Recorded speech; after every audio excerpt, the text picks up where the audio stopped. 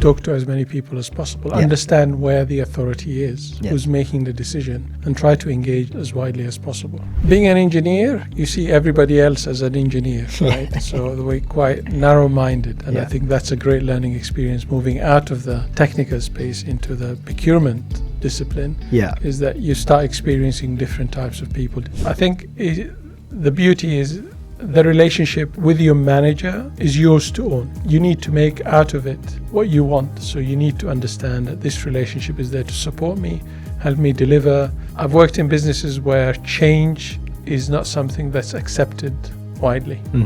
You can't change anything. Although we like to put suppliers in a very narrow box, there's a lot more potential from that relationship. A lot more value that you can extract from the supplier relationship. In this podcast series, we're talking to inspiring leaders of procurement and supply chain.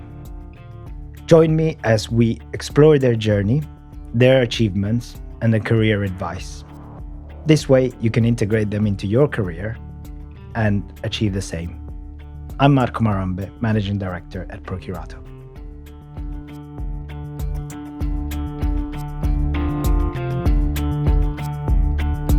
Hi. Today we're here with Haitham. Haitham is the Supply Chain Planning and Performance Manager at Tullow Oil. Hi, Haitham. Morning. How are you doing? Good. How are you? I'm all right, thank you. Good. So, Haitham, thanks for joining us. Thanks for joining this episode. And I'm really looking forward to getting under the skin of your career because it sounds amazing from the conversations we've had. And I really want to get some of the learnings you had out there so that our followers can understand how they can achieve what you have. So let's get started. Thank you for having me. Cool. So, Haitham, usual question which I start these episodes in is really to get to know you. So let's start with that. If your family were to describe to us who Haitham is, how would they describe you? It depends when you ask them the question. First thing in the morning, because I'm a morning person, unlike some of my kids. They say I'm overactive, but generally I'm driven. This comes across, and the kids appreciate that because I try to support them and push them and coach them to deliver a little bit more. Both of my kids are similar sort of mindsets, so we gel in well together. We have fun. And I think what I'd like to do on daily occasions is be available. As a parent, it's important to be available, having a career and juggling your work life. Being available for the kids as they go through the journey is quite important, and hopefully that resonates with the wife and the kids back home. Awesome, that's good. Yeah, kids always, you have to show them the way forward. So until they start showing you the way forward. Yes. Exactly, especially the things where they take all the risks, as you know. Yeah. So how would your friends describe you then? My friends, I have different types of friends. We discussed this a little bit when we had a conversation. I tend to be a little bit of an introvert and an extrovert at the same time. So there's an extrovert set of friends and an introvert set of friends. Awesome. On the extrovert side, it's more party and fun and arranging social gathering and reunions and get-togethers. On the introvert side, I think one-to-one conversations, and I really appreciate that, in-depth discussions about stuff that matters for both parties, both career-wise as well as politics, economics, all sorts of things, which is quite important. So there is a different perspective that I try to foster with the different elements that I have. Yeah. Good. And I'm sure that if your friends were here, they might say other things as well. But, let's not get into that. Absolutely. Again, cool. It depends what time of the day you ask. Exactly.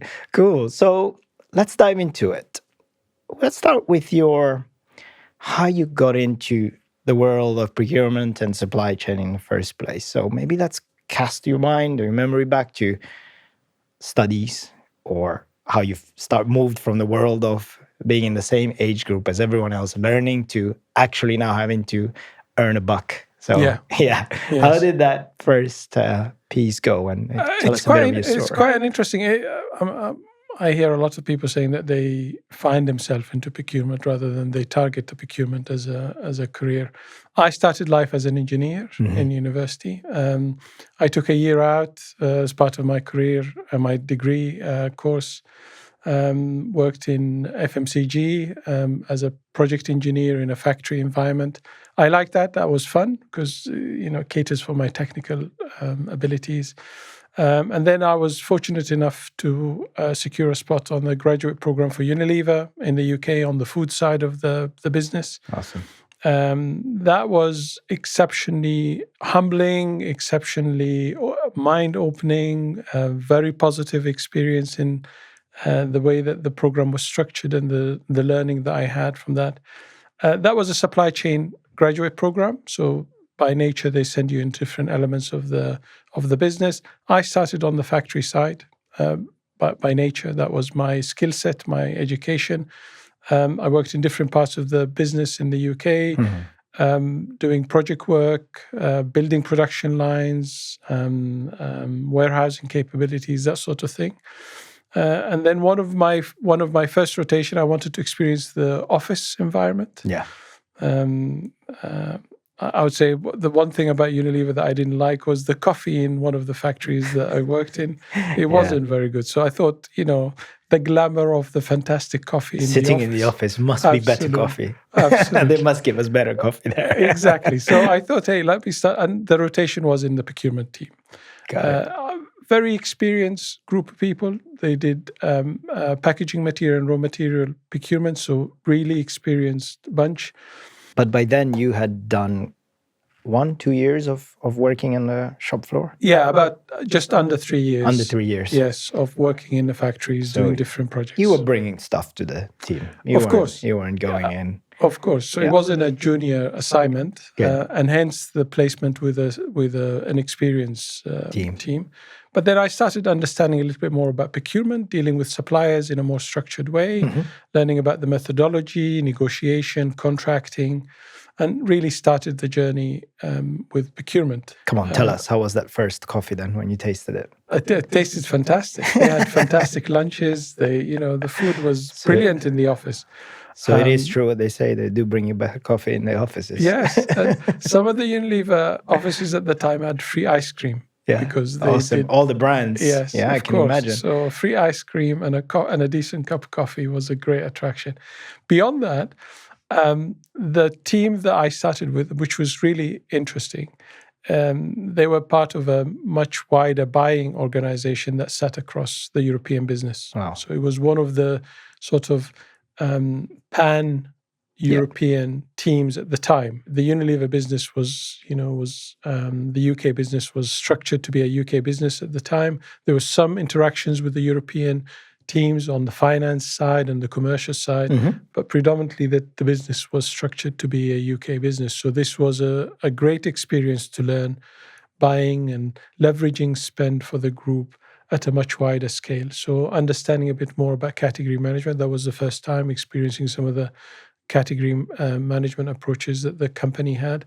And that was really positive. So I enjoyed the thrill of both working internally with stakeholders and having an internal negotiation, but also working with a collection of third parties, your partners, in order to achieve a genuine business target. So that was a slightly different approach to what we were doing internally, which was an internal conversation in the factory around production, capacity, optimization. It's a very internal discussion. Very operational. Absolutely. Relating to, this is your target, you're getting there. Absolutely. The large majority of people that you deal with on that role was internal. Highly technical as well, I imagine. Yeah. Technical, internal. Yeah. So procurement was quite a positive change in the scenery, and the network was slightly different. And were you, at that point, that was your first outward connection with suppliers, I suppose, in a more commercial sense? I assumed on the factory you would have done some of it. Limited. So I had running projects. Yeah. You would have to interact with suppliers, get new suppliers but it was exceptionally technical engagement. The commercial part was in the discussion, but wasn't a predominant element of the equation. Factories had a lot more authority to manage their own spend and interact with their own suppliers. So pretty much the supplier that done the similar job in the past was my selection criteria. Yeah. And then going into the category space. Which is more indirect, I would say, in a way, sometimes. RMPM, and then there was some indirect categories as well. Yeah. There was quite an interesting different dynamic, an interesting discussion with the supplier around the potential, thinking about RFPs. I had my first RFP experience at the time. Yeah. It's quite an eye-opener. Yeah. Setting questions in a structured format was quite... Tell us a little bit about that experience, because it's probably something that we didn't go too much into detail in some other episodes. So how was that first RFP stage? Because I still remember mine where I was kind of saying, okay, how do I structure this? And I was actually quite left to my own devices, which was actually quite a good thing. But I had previous examples of how things were to be done. How did you find that experience of learning it? Because it sounds, now that you've done it, you just think it's actually a pretty straightforward thing to do. But at that point in time, and for those following this and going, right, I've been tasked with this RFP thing. How did you find that experience, and what was for you the best way for you to gather the learnings that you needed? So hindsight is a wonderful thing. It is. It's a progression. Yeah. When you're working in any role at that level, it's your voice at the back of your mind. You define requirements, especially if you had a technical background. You define requirements, you discuss it with a couple of people, and there's a sort of your line decides what's the end requirements are. Yeah. But when you start thinking about an RFP and a procurement, especially if you're considering multiple sites and multiple countries demand to add into the RFP, then you have to engage a much wider network. And there's a lot of voices that you have to consider, discuss, engage with, and debate with and negotiate with in order to distill that requirement that you need. And I think looking back at that RFP, it was the RFP wasn't a fresh RFP. So they gave me a learning RFP that there is predetermined elements into it, which was fantastic. Good. But then I had to convince a large population of people, buyers, engineers, budget holders, that this is what we need. This is how we're going to shape the requirements. Yeah. One of the greatest learning of that RFP, and I recall this, is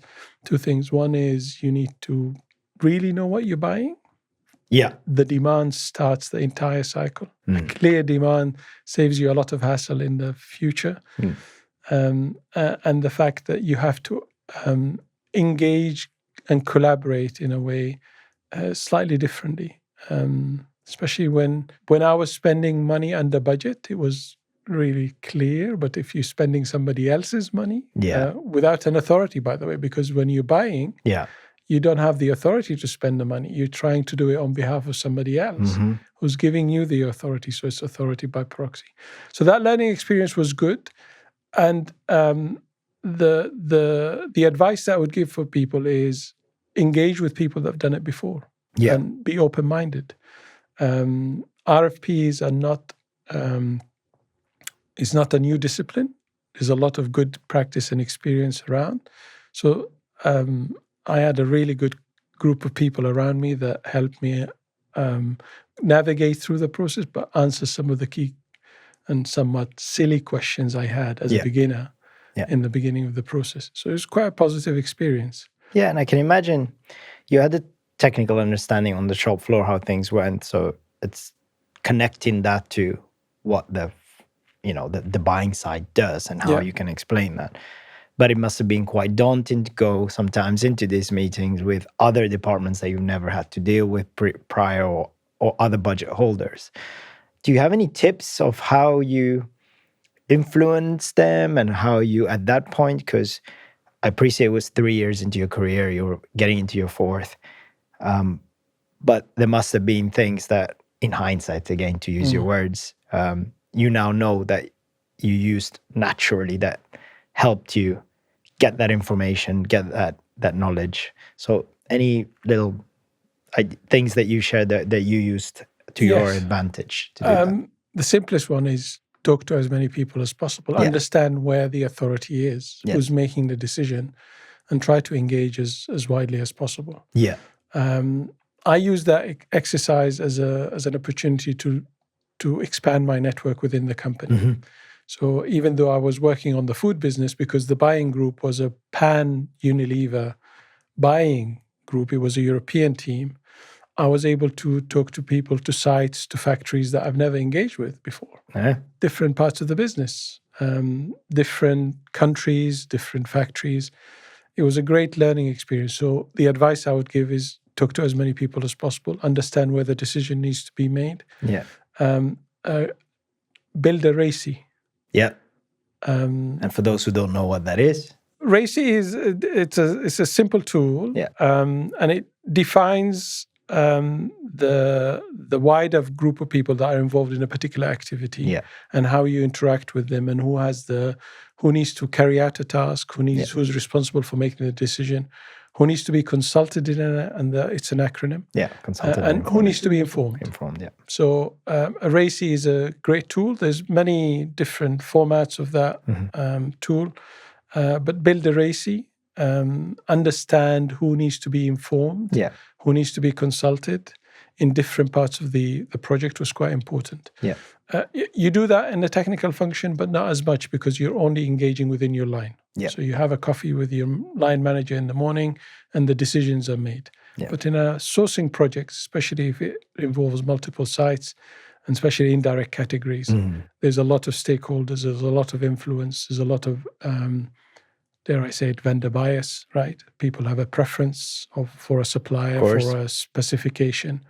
So all of that needs to be aggregated. So use some of these techniques and tools in order to build a clear picture of demand. This is what we're going to buy. Because it not only makes your life easier when you're going through the sourcing process, but it makes the supplier's life easier. And I think in hindsight, some of the RFPs that I did early on did not consider the supplier's effort as part of the equation. Of course. And another guest said that actually you do spend most of your time talking internally rather than externally. So it's a very easy trap to fall into. But as you are clearly demonstrating there, in hindsight, you realize that actually it's quite important to understand the supplier as well. And the last tool I would mention is community calls. So I remember one of my line manager at the time, she's a great supply chain leader, and she said, look, just bring all of the people on one call and start opening up the discussion. And the fun thing about that is it wasn't me just pushing all the points or having the discussion. It was people discussing among themselves about the requirements, the specification, the supplier list, what question to ask. How do you find the technical acceptance criteria? All of that was done in the community, and that was a great tool to have. It can be quite overwhelming, these calls, especially if you have a lot of people with significant experience, but at the same time, allow you to understand exactly where the resistance points are in the project. It was, I have to say, the first RFP was good. It wasn't significant, no, of course, but it was a great learning experience, and I think that was what it was intended. And it sounded like it was structured enough to give you ability to explore, but at the same time you had some guardrails, which was good. So that connects nicely to also structure and having managers. At that point in time, had you already been managing a team, or you hadn't at this point? No. You hadn't, so you were managing a project for the first time. So management of yourself by your manager or your leader was quite important. Any kind of aspects of that experience that you felt were quite interesting for you to learn, not so much about the manager, but in terms of the learning style and what worked for you? Because at that point in your career, you might not know exactly what we're discussing about, whether you're extrovert, introvert, learning style and all of that. What did you discover about yourself in relation to being managed correctly? Being an engineer, you see everybody else as an engineer, right? So we're quite narrow-minded. And I think that's a great learning experience, moving out of the technical space into the procurement discipline, is that you start experiencing different types of people, different... That's a good point, the natural sort of variety in types and learnings. What I discovered about myself is I found that I'm kinesthetic, which I like to learn by doing. And...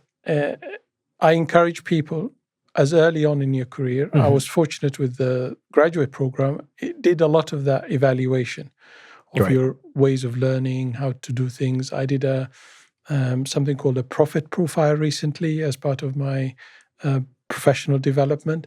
all of these tools are really great tools to make you understand who you are as a person, because then you're able to deploy that knowledge as you interact with people to make their experience better in the way that you come across, you're able to work with them, collaborate, and execute tasks to deliver value. Ultimately, this is so. The more that you learn about yourself, the better it is. And I encourage people to go through a lot of these learnings.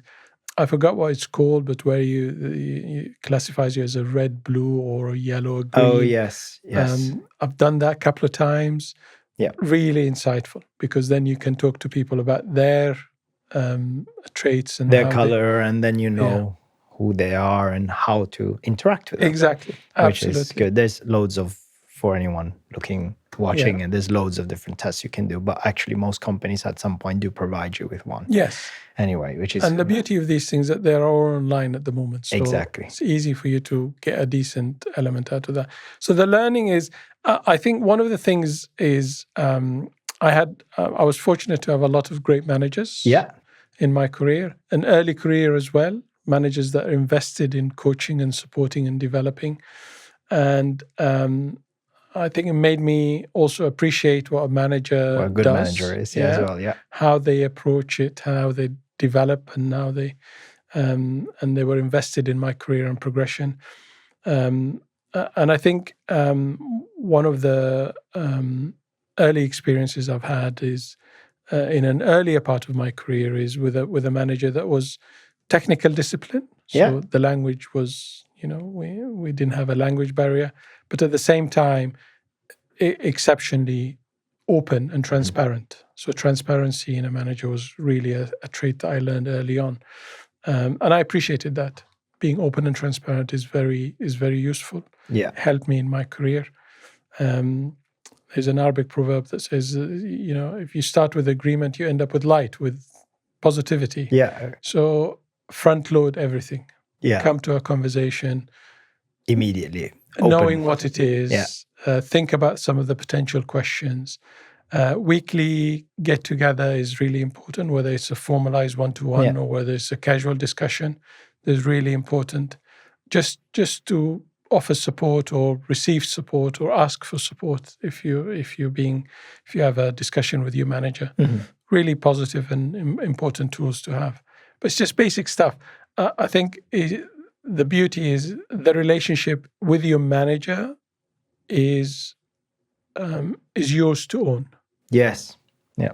And you need to make out of it what you want. So you need to understand that this relationship is there to support me, help me deliver. I need to understand what the manager wants, what the direction, what the short-term goal, what the medium-term goal, get their advice for certain things. So utilize the time quite effectively, especially if you have a very busy manager as well.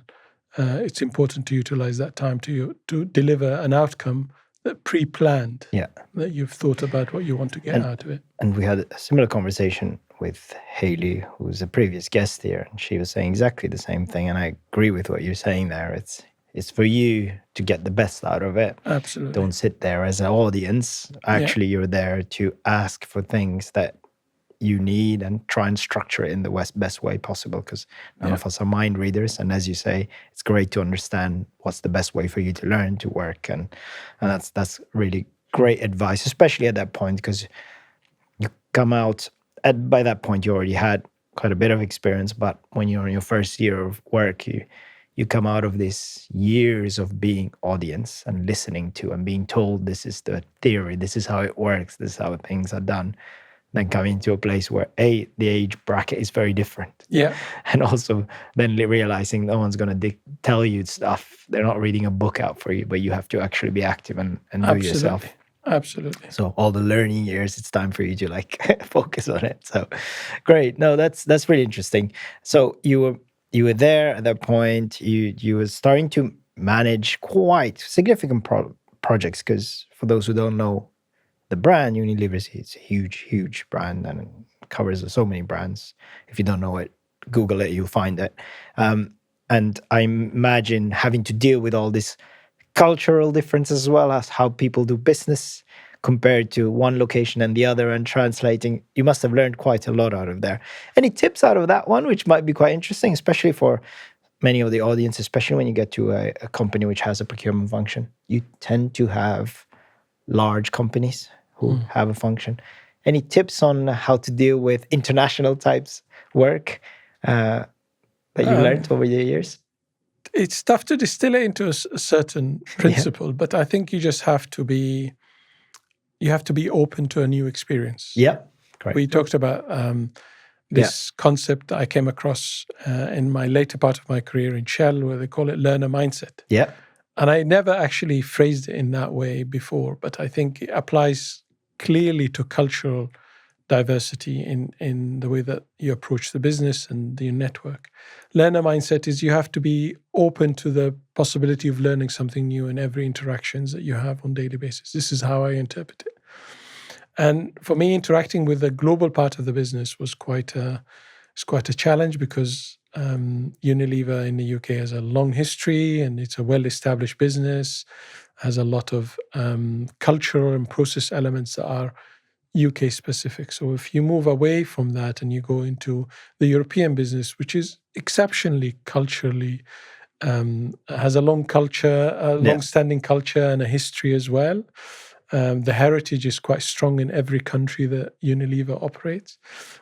You have to also accept the fact that you need to do things slightly differently in order to adapt to that reality. But what I would advise is talk to people. Try to open up your conversation. Try to learn about projects that's happening in other parts of the world. I used to volunteer to some of the tasks that people don't like, which is global contract rollout. Yeah. It's quite a laborious task where you have to go interact with different parts of the business and just do the administrative task to put a contract in place for that country, answering questions that come from the global deal that was put in place, and help the local business and the local team put that contract in place according to their requirements and the local regulations. Offering value by taking up some of these tasks is exceptionally valuable. Important, yeah. When you're building your network, coming up through the ranks, understanding how the business operates in different parts of the world is really important. Doing it using a vehicle, an existing vehicle and existing projects is exceptionally valuable, because to your manager, coming back to the manager conversation, you're doing something positive and you're learning at the same time. Yeah. So there's no qualms about investing time to engage with the business in Brazil, for example, or a business in India, because it's part of a task that needs to be done. And the fact that you're stepping up to do it was quite a positive experience. Allowed me to build a network in the company, and ultimately helped me secure a placement in an overseas placement as part of the wider graduate program, which is quite positive. Awesome. And maybe we can go into that. It sounds to me what you're talking about here, and you mentioned it a few times around building your network. And you said at the beginning as well, rightly so, that you can be ambivert, as we discussed previously. You can be extrovert or introvert. So there must be some tension sometimes of doing the things that make you feel uncomfortable. But I'm sure you'll agree with me, those uncomfortable things are the things which make you grow. So I'm assuming that some of those things that you tried brought you a lot of value. Yes. And tendentially this role, because of all the things you've said, is one of those roles where you don't own the budget. You don't own the decision-making necessarily. You are actually influencing a lot of this. So if you're getting into procurement, you have to be prepared to understand there's a lot of that to be done. So that requires a lot of communication and a lot of knowledge and getting in depth where you need to. So you then used all of this. It sounds like you went to an international role. Tell us about that one a bit. How did it feel to go into a different international scope of work, and what was your experience and some of your learnings there? I remember the time feeling that the role was in Cairo, working for the Unilever Egypt business, which again had fantastic heritage and long-standing business for many years. I landed in Cairo and went to the office for the first time, didn't know who anybody was. A couple of people I know based on my previous interaction. but I didn't know who they were, who's who. Yeah. I didn't have a network. I didn't have any. And that's coming back to your point around stepping out of your comfort zone. Yeah. Unilever in the UK and the European network I had was really positive. I could have stayed there for a long time. Didn't need to go and start working in Cairo. And so stepping out of your comfort zone was positive. It felt a bit tough in the beginning because you have to start from zero to some extent. Mm-hmm. So you had to overcome some of that challenges and start to remember. And I used to encourage myself to remember the joys of building a new network. Yeah. So I'm afraid the introvert did not like was fighting you. So I had to push the extrovert a little bit more and give preference to that. Yeah. It was a positive experience in the sense that you do stuff that you've done before, building a network, building an environment that you operate in. Out of scratch meant that you learn about new things. You build relationship with new people. You understand a little bit more. The interesting part, and I think one of the greatest learning from that assignment was, as well as how the business operated, is seeing a different part to the business than I was used to. Yeah. Doing business in Cairo compared to maybe how you've done in Europe, I assume there are some differences. Of course. Any examples of funny situations, or maybe situations that you just did something that you're used to doing business here, and then you realize actually it doesn't work or had a different impact? I can see that there is. Yes, I tell you, at the time, it was so the Cairo was a production unit for the Middle East and other parts of the world. Yeah. So they are a production center of excellence for certain products. Yeah. And it was 2003, and there was a change in the market in the Middle East because there was the war in Iraq, and Iraq had change of regime, and there was no global sanctions. The market was opening up, and Iraq is a massive market in the Middle East. So you would have, coming back from the UK, you would have a clear, well-defined production plans with demand cycles. So you know exactly when your raw materials needed to hit that factory. You could easily put it on a ship and predict when it comes in. In Egypt, you would have the sales team would turn up and say, hey, how much toothpaste can you do in 3 weeks? Yeah. Okay, that's different because obviously the market have a demand. And the reality is you had to be adaptive. You have to see what's on the production schedule. How much raw material can you get in time to actually do the task?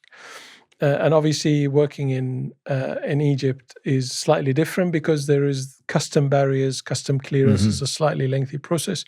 So buying raw material, and that was one of the tasks I did in there for the personal care factory, was a completely different experience. It taught me agility. There's a lot of excitement when you turn up every day to the office. There's not a lot of things that are predefined because of the dynamic market that they were operating in. And then obviously the growth percentages in a market like the Middle East is completely different than European markets. Yeah. You would work with 4%, 5%, 6%, maybe with a couple of product launches, you can go up to double digits in a certain product range. But in the Middle East, the growth could go up to 100, 200% on a product category. And that put back, buying against that environment is completely different. And it allowed you to understand agility. You rely more on suppliers and you build a different relationship with the supplier. Okay. And that was fantastic. Dealing with chemical suppliers in Turkey. Yeah. There was a material, the short supply that we needed for shampoos and conditioners and some other personal care products.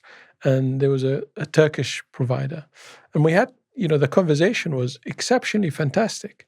Maybe you would have an hour call, 5% of which would be business. Yeah. The rest of it is just building relationship, talking about, universities, you're talking about everything else. So it was a different So type it's of buying. concentrated, focused in the 5 minutes. Absolutely. Get the points out. Yes, But the the rest of decision the was 55 already made. minutes. The deal was pre-done. Yeah. There's no negotiation in that Yeah. sense. You came in with a position. The supplier representative would give you their point of view. Yeah. But in reality, it's a different type of buying. Yeah. And that agility and the mindset, coming back to the UK after my time in the Middle East, it was beneficial because I understood that the suppliers, although we like to put suppliers in a very narrow box, there's a lot more potential from that relationship. Yeah. A lot more value that you can extract from the supplier relationship. Yeah. And later in life, you see procurement functions push more and more about that value that supplier relationship can bring you, especially strategic supplier. Yeah. Supplier-enabled innovation is a big focus area for a lot of procurement function these days. And driving more value out of your supplier relationship is important. It goes back, my thinking of this goes back to that time in Egypt where I had to buy a lot of chemicals and other packaging materials and build a very flexible narrative with a supply base. Yeah. No, that's really interesting. And I'm assuming there's also been some anecdotes of how they do business, which is a little bit different, like the one of speaking more about personal things and then spending 5. Yeah. So I've had similar stories of turning up to meetings, no one's there in some places, and then you realize that actually everybody turns up 15 minutes later. They're not being offensive to you. That's just the way it is. Everybody does. Yes. So there's nothing wrong with that. So and the relationship with the manager at the time is a great guy. We didn't do it in the office. No? A lot of I'm used to sitting in a meeting room, of course, having a one-to-one. Yeah, with an agenda and or structure. A coffee, yes. Like I said, you come in prepared because of the meetings. The relationship was different because it was casual. It was a little more as productive. Yeah, of course. But different. Different approach. And that's the reality. So it was a great learning experience. Going out of the country. And I think it led me to my next role, allowed me the confidence to accept my next role. Yeah. Which was, I looked after a procurement function, setting up a procurement and a supply chain function for a retail business in Kuwait. Okay. So I left Unilever at the time and I took this role in Kuwait. So you stayed international effectively at that point in time? It was early in my marriage and talking to my wife, it was the time that we thought, look, we don't have kids. If we're going to go overseas, before the kids came in and they needed stability and to build their friendship with their, regular friends, it's the right time to go. So we said, let's go overseas. And this opportunity came up. Great retail business, different type of business. So not a manufacturing business, more on the retail side. And they required somebody to come in and build a supply chain and a procurement function. Yeah. So this is from scratch. Absolutely from scratch. Wow. In Kuwait, completely different country. Yes. Moving away from Cairo to Kuwait. Yes. Right. Yes. I did have a couple of friends from university that were in Kuwait, and the business is quite positive. It's a great retail company. It's a franchise retailer called Ashaya, and they've been there for a very long time. Yeah. Family-owned business. Fantastic. A great opportunity. And I thought, look, if I'm going to put all of what I learned to the test, this is a great opportunity to do it. Yeah. And can I ask you, was that through a recruitment firm, or did you actually get connected because of your supply chain knowledge and you just met people? No, it was a straight-laced recruitment. Okay, perfect. I was, I decided that I was leaving Unilever for a variety of reasons. And looking you went around, one of the roles that came up is the one in Kuwait. I talked to the manager on a video conference, and he's a great guy. He's great experience in retail business. Went to Kuwait for an interview. It was hot. That must have been an experience. The one thing that I If you thought Cairo was warm, that must have been absolutely different. Some level of season in Kuwait different. Absolutely. It was really hot in Kuwait. Yeah. But the company was very good. There was a lot of positive elements. Strategy was clear. And they just needed somebody to do what I was doing. Absolutely. You touched upon a few times your personal life as well and your experiences. For those who are watching this, I always try and understand a bit about yourself a bit more, because we're all people and humans doing this incredibly. And procurement, I think, is a fantastic job and a fantastic role to work in. So, tell us a bit more about yourself. A little bit about your background and at what stage in your life you were there. You already mentioned that you still didn't have kids, but you were there. Yeah, absolutely. So I'm a father of two now. Yeah. My first son, or my eldest, was born in Kuwait. Oh, here we go. Yes. Yeah. So we decided to have kids in Kuwait because the environment was positive. Yeah. So came back from Kuwait in 2010. I think my second, my daughter, was born in 2012. Yeah. So, and we've been back home ever since. So we just had our 5-year overseas experience, got it out of our system, came back and continued to work. Yeah, so that's great. And in Kuwait, so how was that experience of bringing up someone whilst doing what I think is at this point, you're starting to actually build a team, right? You're building your own team. Yes. You're starting to bring in people that you're managing. You have to set the direction. You have to set the leadership. So maybe you want to talk about both experiences, but let's start with, how was that experience of bringing up someone, doing your family, personal life things, as well as connected to this quite significant role where you're now, there's nobody above you to tell you how to do procurement and supply chain. Absolutely. And look, it was my first experience of proper team management. So I did some of that before. Yeah. But sort of full responsibility for people and their career and recruitment and performance management of a wider organization was quite challenging. I have to say, some parts it felt a bit scary. Yeah. For various reasons. Coming out of a comfort zone. Yeah, of course. Where you did your own work and you knew how much you can deliver, and to start delivering through bureaucracy, making sure people got what they needed in order to do a task and deliver value and stay happy. And the personal challenges that comes with leading a team was coming across, and you have to dedicate a space to that and make sure that is you have enough time to ensure that people have what they need in order to succeed. Recruitment and building an organization, retail in Kuwait, that company had a significant growth profile over the period that I was there. So you're building for growth is completely different than, again, the experience I had in Europe. Yeah. Because of different types of markets and the way that it operates.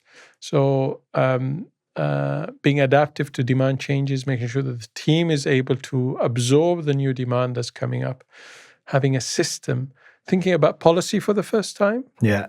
I'm sure a lot of people would come across a procurement policy, but you know how much effort it takes to build one from scratch. No ChatGPT at that point. Not at the time, no. So I would say for somebody, and this is, the theme I would say is think about yourself in 10 years. Yeah. This is why if I was going to meet myself, a version of me 10 years ago or 15 or 20 years ago, I would tell them this. Think about the biggest thing that you want to achieve, whether it's leading a team to success, whether it's more responsibility in decision-making, setting a strategy for a commercial function like a procurement function, signing up your biggest deal that you've ever done in your life, managing great supplier relationship, engaging at a senior level. All of these things come to people throughout their lifespan and their career. What would you need to have done in order to be able to succeed in those occasions? Mm-hmm. For me, it's building more and more of the basic elements. So it was a great learning experience because I didn't have a lot of the stuff that I was used to. Yeah. System, process, structure, contractual templates, RFP templates, questions to suppliers, all of that stuff. Learning how to do it is very important. Yeah. And you were the author of your own success in that career. Absolutely. And obviously it sounds like you like a little bit of a challenge going into a new country, new child, setting up a team, managing for the first time, setting up policies. I bet you had a whale of a time. I did. And look, I can't do that. I wouldn't have been able to do it without the strength of my wife. Yeah, that's amazing. You know, your family drives you. A great bunch of friends that we, you know, one of the strongest friendship relationship that we've had happened in Kuwait. Yeah. And then going through the relationship and going through that journey together with other people was quite important. Yeah. Supportive manager. Yeah. Was a great guy. And the business accepted the reality that we were in. Yeah. Yeah. So I guess one of the things that I would say to people is I've worked in businesses where change is not something that's accepted widely. Mm-hmm. Yeah. You can't change anything. No. And then there is occasions in life, whether that business in Kuwait, when I came back to the UK, I worked for a company called BP, and there was an oil price dip in 2014. The business changed its mindset. Yeah. It wanted more savings, better deals, better pricing structure, better supplier relationships. And on those occasions, procurement shines. Yeah. So use these experiences to build a career. Yeah. And I use the analogy of a surfer on these cases. Yes. Most of the time, you're paddling. Most of the time. Yeah. But then sometimes the wave comes. I'm no surfer, but I've seen it and I've heard it. Yeah. And that's when you gotta ride the crest. That's a great picture. Absolutely. That's the time to take advantage of it. The majority of the savings I've done is where the business needed me to step up and deliver more. Yeah. And the growth was one trigger in Kuwait. Needed to recruit more people to do more. Yeah. Bring in the right people into the equation. With the right skill set, be able to understand what a candidate offers versus another. Yeah. That's quite important. Building a layer structure in the team to layer it up so you're able to manage and direct people, but also you're able to execute as well is very important. Yeah. So these are great experiences. Tell me a little bit about that experience that you had. You can probably cast your mind back to, you built your team, you're going into that first meeting with them, you're trying to show them leadership and going, guys, this is what we're going to do and all of that. Can you remember that day and how it sort of panned out? I was a novice, I tell you. Yes. What did you do? You prepared yourself a lot, I'm assuming. I remember the great managers in my life. Yeah. Yeah. So every time you think about these occasions, and that at the time, there was a lot of operational stuff that we could use in the conversation. Mm-hmm. But then around building a team and an organization, you think about the managers, the great managers that you had personally, and when you were a part of the team and how they manage the team, and you try to reflect on what are the positive elements out of that. It wasn't a great success in the beginning because delegation for me was a challenge. Okay. Being an engineer, I like to solve my own problems. So you're in every detail. I wasn't micromanaging, but I was trying to do more than of the day-to-day to ensure that the team didn't have a difficult day, if that makes sense. Yeah, and you feel like they're an extension of yourself, so absolutely. You want to make sure they look good, you look good and everything. Initially, I needed to learn how to delegate and allow people the chance to build their own delivery, their own structure, their own way of working, build their own relationship with the stakeholders. Mm-hmm. So that was a great learning experience. It felt like you were kind of prepared in a way, but life got you to the preparation. Yes. And careers are not always a straightforward thing. There's difficult times, there's fun times, there's other parts which you're learning.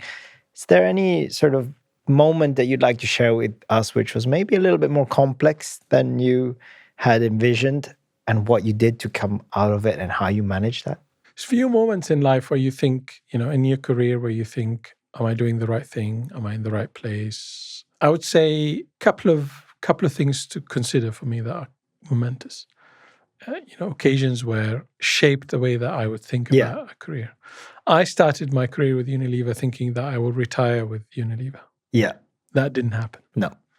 and electing to leave Unilever sort of shaped my relationship with my employer. Yeah. Or the way I think about the relationship with the employer. Yeah. Greatly. Okay. And in which ways? That you have more control, or? Absolutely. You have to be in charge of your own destiny. So, and that helped me in other relationships I had. I think what I'm noticing is that careers are, or the tenure that you have in a company, it depends on where the company is. And I had to make a lot of offsets, right? Because if you remember when you asked me about the family, I said I would like to be available. Yeah. There was a lot of opportunities where I have to elect to move to a different company because I wanted to stay in the UK. Yeah. Rather than leave and go to another assignment overseas. Once we came back to the UK, the decision was the kids will build their relationship with their friends and they will stay with their friends until they go to university. Yeah. So this is the decision that the family took. Yeah. So you have to understand what's important to you and how are you delivering value. That's very important to me. And so leaving Unilever was a great occasion. Coming back to the UK was a great decision because we got comfortable in Kuwait. Kuwait is a great country. Yeah. Fantastic people, welcoming people. The society is positive. We built a lot of friendships in there. My son started going to nursery. He was coming to almost 5 years old. Mm-hmm. And then we took the decision to come back to the UK. That's quite important because we said, look, we want to live in the UK for long term. This is our home. This is where my mother is and family, extended family. So you have to think about, am I able to add value in that role? That's important. And this is the number one. Is it satisfying all my requirements? So the relationship with the company is quite important. Yeah. And you take control. Professional development in the company is important, but professional development outside the company is quite important as well. Mm-hmm. So think about where you want your career to be and long term, what's the important elements for you? Yeah. And focus on that direction. Is it with company A or company B? Yeah. Ultimately, if you're able to add value, you're a positive commodity. Great. No, thanks for that. That's quite important for people to really understand. You need to be in control of your career, basically, and in control of what you do. And life dictates it, and you've got things which happen, which obviously mean that you take one path or the other. So you are now in Kuwait. You've done a great job. You've set up a function. I'm sure you've got some great successes out of it, decided to come back. But actually, before we even move across, how was that experience of no longer just, okay, yeah, I've got to set up my team, I've got to manage them. But now you have to actually influence other departments, other heads of departments. How was that experience? And what tips do you have for those who are now, they're in that position where they're leading a good team, a large team, or a impactful team? Yeah. You've still got other interests, other departments which have interests. Operations have always got a separate view. Maybe finance has a different view. And, savings has one element of it, but not all of it. So what are your tips on for anyone facing that role going, right, I've got some challenging, let's call them colleagues. Similar level colleagues. Absolutely. There's two elements, I would say. The predominantly important aspect of this type of engagement is knowing the other party. Yeah. So you need to know the stakeholder, the other customer, the other function, the other department, and know the person as well as what they're trying to do. Yeah. Because they might be on a different trajectory. They might be trying to do different things. And that helps you understand the person and how they operate. Treat them as if they are a stakeholder. Yeah. Yeah. So understand how they operate, what they function, what their limitations are. Yeah. Are they under pressure from a budget point of view? Usually coffee is good, just to understand. It's always coffee. Yes, have a chat, build an informal relationship. Yeah. Casual conversations, just to understand a little bit more. build a picture in your mind from what you hear from the others. It's not always truth because there's different elements to the story. So you talk to finance, you hear one way of thinking. You talk to IT, there's a different way of thinking. You talk to the business, is different way of thinking. So just understand that there is different perspective to all of these. So understanding the other person and what they're trying to do is very important. And I would say in a large organization, they do a good job of communicating a lot of these strategic directions. So, you think about in procurement, we say, we have a pressure on to deliver more savings. That's very important because the strategy is to improve the corporate margin. Yep. Right. How does that translate? How does it link? If you're sitting in a different function? Yeah, right. Exactly. So maybe in finance, they want to get better visibility of the spend, and supplier spend tend to be one element of the wider P&L, right? So understand what their motivation and how that translates into their equation. That's interesting because what you're doing is flipping there.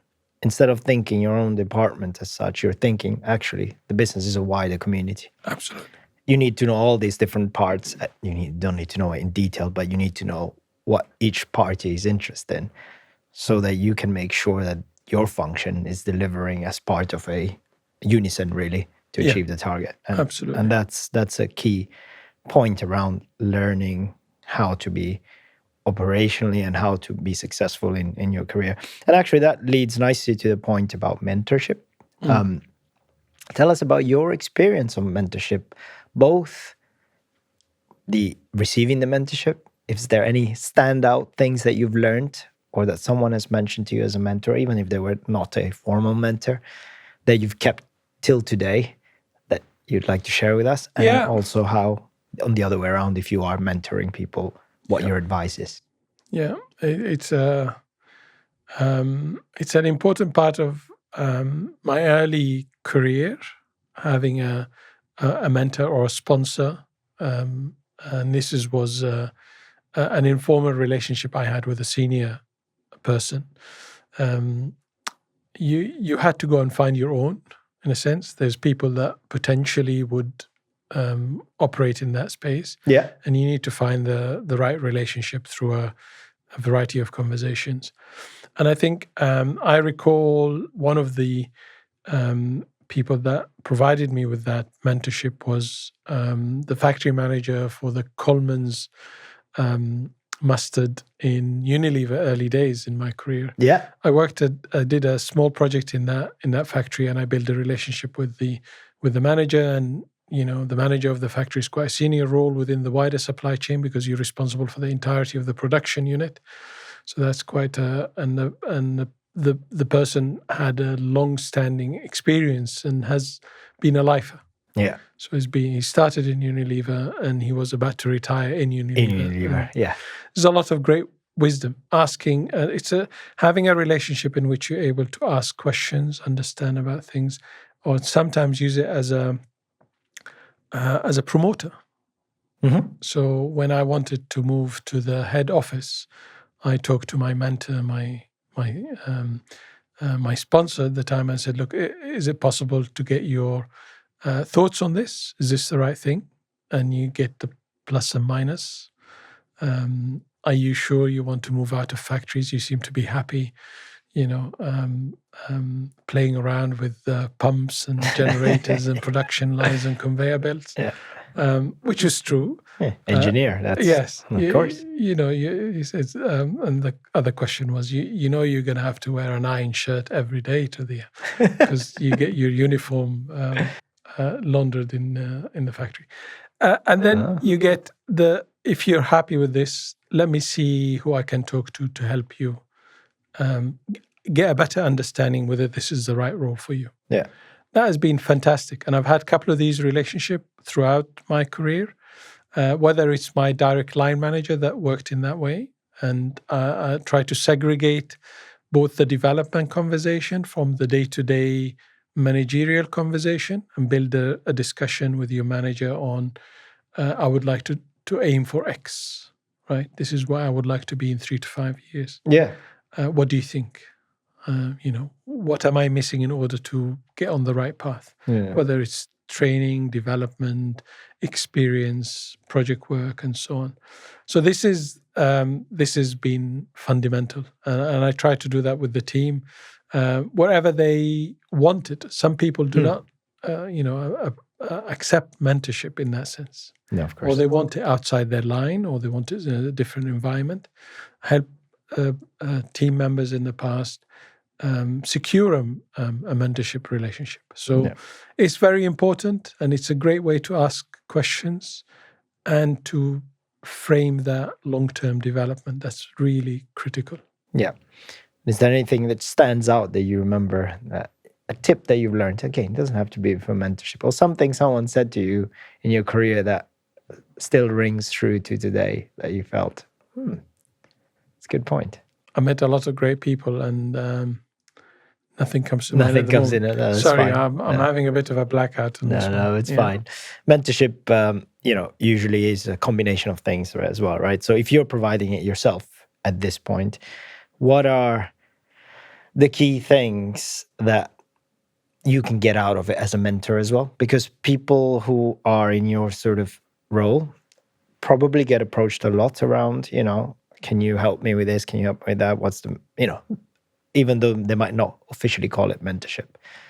And it's very easy to go, I'm too busy. I'm not going to provide it.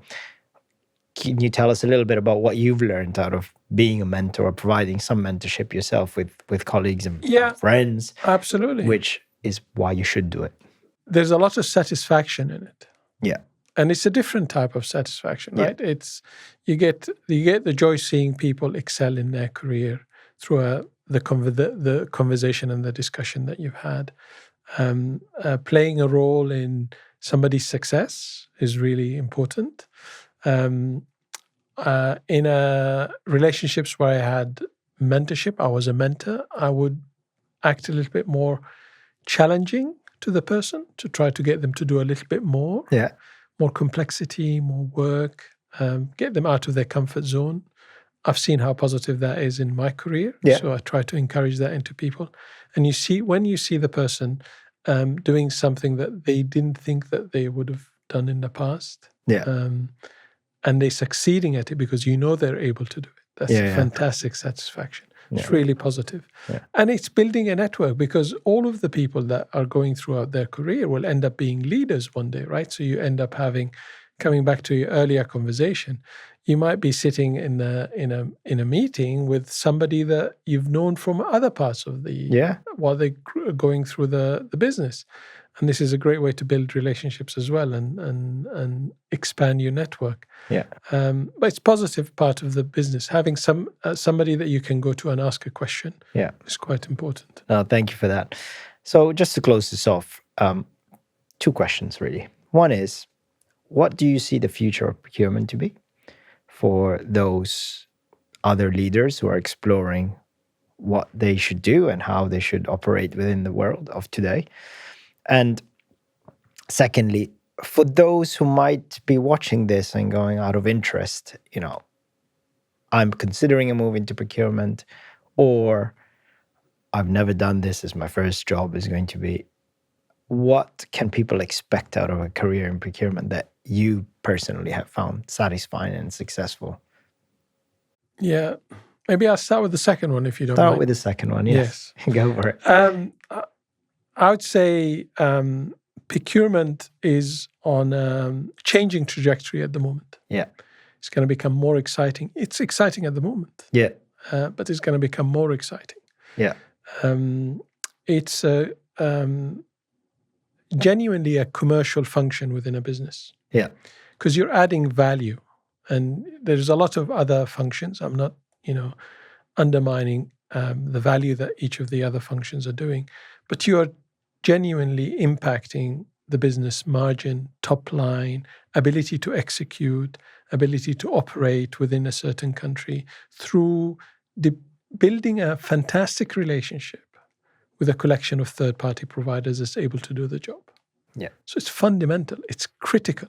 And I've seen a trend in the recent years where procurement are thought of as a critical function. We were the perception previously was process-oriented, control mechanism. Now it's becoming a critical function to delivering a commercial outcome for the group. Clear and well-defined P&L impact. Yeah. And this is not something that a lot of functions can claim. Huh? You deliver value for the business, but maybe indirectly. But when you're talking about procurement, you are securing, in oil and gas, you're buying services from a supplier that's going to drill the well that produces oil.